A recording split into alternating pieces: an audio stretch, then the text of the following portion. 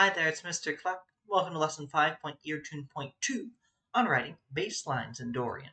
So let's go ahead. I've added some bar lines all the way down. Notice that my repeat bar line, what looks like a final bar, goes all the way down, and I have dots on each staff.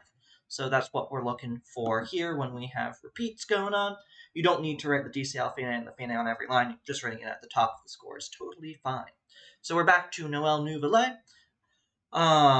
So we have scale degrees here. I'm not going to write them down. We can see 1, 5, 6, 4, 5, 3, 4, 4, 5, 3, 2, 1. So, as we've been doing in class, our 1 chord has 1, 3, and 5. And our flev chord has flev, 2, and 4. So the only scale degree that's unaccounted for is scale degree 6, which is more of a 3-function thing. We do have a scale degree 6 here. We'll talk about it.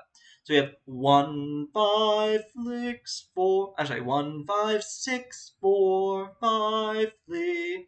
So the 1 and the 5 definitely go with the 1 chord. And it'll work for the whole measure.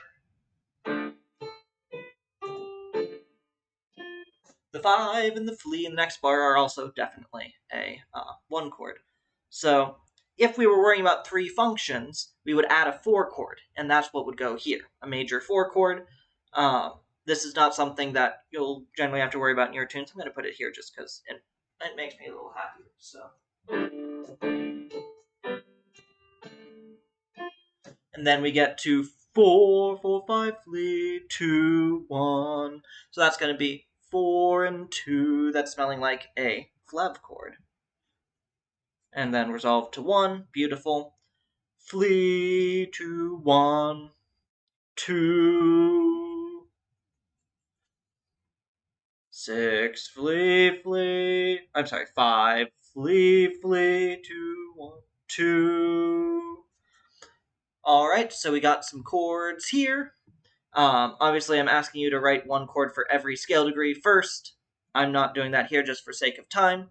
And then we want to think about cadences. So we go from flev to 1. Here, flev is acting as our dominant, so we go from dominant to tonic, so I would call this an authentic cadence. And here, we end on a flev, so I would call this a half cadence. So that's what is going on here. I'll see you next time to add in some inner voices.